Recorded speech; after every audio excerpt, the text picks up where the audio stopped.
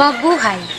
I am Maria Cristina Misal, together with my groupmates, and we are now here to discuss in how to taste wine. Tasting wine is something you need to be familiar with when working in a dining room. To make it simple, wine tasting can be broken down into 5 basic steps, which is to see, swirl, smell, savor, and swallow. First is to see. The best way to get an idea of the color of the wine is to get a white background, a napkin or a linen tablecloth.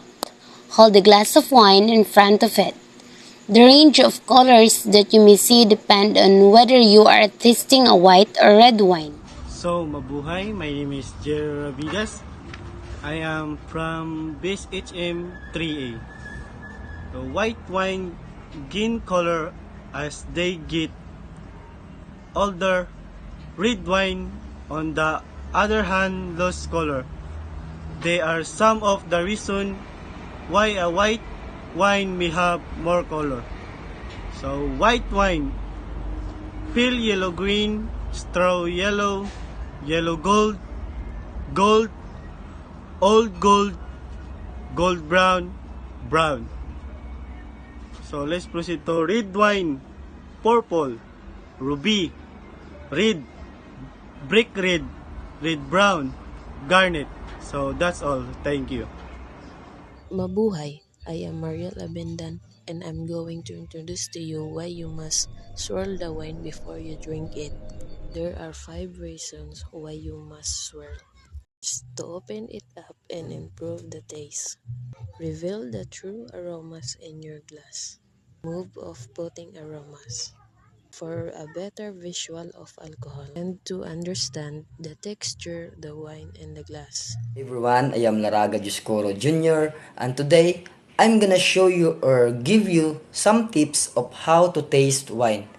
So basically, to taste the wine, we have down to 5 basic steps. First, to see, swirl, smell, savor, and swallow. Moreover, the first and second steps is almost done to discuss. Now, let's proceed to the step number 3, which is the smell. So, before to proceed the step number 3, allow me to show you of how to taste wine using the nose.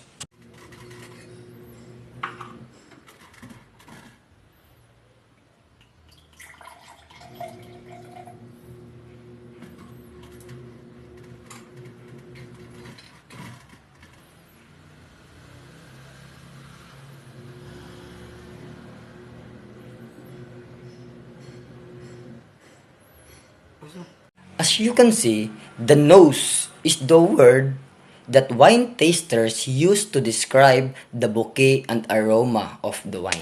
When you smell the wine using your nose, you can describe what is the aroma of or the fruity flavor of the wine. And then the bouquet is the age of the bottle of the wine used to ferment of how many years.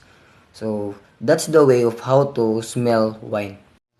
So, to continue the discussion, here are some another interesting point is that you are more likely to recognize some of the defects of a wine through your sense of smell. It means sa pamamagitan ng pag-amoy, mahibalaan mo if ang wine is daot na or dili pa. Here are the list of some negative smells in wine. So first is vinegar. We already know what vinegar smells like aslum gid siya. And then this occurs when there is too much acetic acid in the wine, which leads to a vinegar-like smell. So dili siya pwede masubraan sa acetic acid. So the second one is sherry. So sherry often smells like dried fruit. So we all know what dried fruit smells like. Para anang raisins, more siya na pagkaabong nga gamay. And then when sherry mentioned as a negative trait in a wine, it refers to a wine that has been oxidized or exposed to too much air, resulting to an undesirable musty or or stale smell. Then it can make the wine smell off or old, which indicates that it has spoiled or deteriorated, like napanus na. Napanus na, nadaot na, hindi na pwede mainom.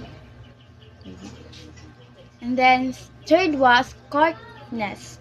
Corkness refers to a musty or moldy smell in a wine. So, ragdaan na siya nga, baho bitaw. And then, it resembles the smell of a wet newspaper. So, kabantay mo ng newspaper pag mabasa na siya kay na lain gid siya baho. Like, bundaan. So, this happens when the wine absorbs the smell of defective cork, leading to an unpleasant odor. Yeah, so, the fourth one was sulfur. So, it smells like burnt matches or rotten eggs. Kabalo to sa kabaho ang rotten eggs. Nang daot na nga itlog. Ang burn matches po isugid siya. So, too many sulfur compounds in wine can cause this smell.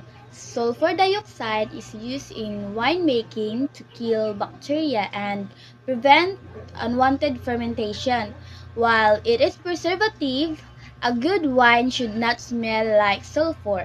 If it does, it can irritate the nose and cause a burning sensation. So, dili pwede na masobraan sa sulfur. So, that's it. Good day everyone, mabuhay. I'm Pastor Oscar Santua and we're going to tackle about tasting wine or savoring wine. So most people, savoring wine is just about taking a sip and swallowing it immediately, but that's not how tasting wine means. Tasting wine is actually doing things with your taste buds. And we have to remember that we have taste buds all over our tongue. So one of the things that you get from tasting wine is sweetness. This is found on the tip of the tongue. If there is any sweetness in a wine whatsoever, you'll get it immediately since the tip of the tongue is very sensitive. Fruit and varietal characteristics. These are found in the middle of the tongue. So number one is called acidity. This is found at the sides of the tongue in cheek area. It is most commonly present in white wines. Number two is called tannins. These are found in the middle of the tongue. Tannin frequently exists in red wines or wood-aged white wines. It dries the palate too excessively when the white wines are too young. And the last one, the aftertaste. This is the overall taste that lingers after you taste the wine. Mabuhay, I am Via Alisa Tumulin. I am here to discuss the 5 basic steps and how to taste wine. So we are done in see, swirl, smell, savor, and lastly is the swallow. After you have tasted the wine, sit back for a few moments and think about what you have experienced and ask yourself the following questions to help you focus on your impressions. Number 1. How was the wine? Light, medium, or full-bodied? Number 2. For white wine, how was the acidity? Very little, just right, or too much? Number 3. For a red wine, is the tannin in the wine too strong or astringent? Or is it pleasing or is it missing? Number 4. How long did the aftertaste last?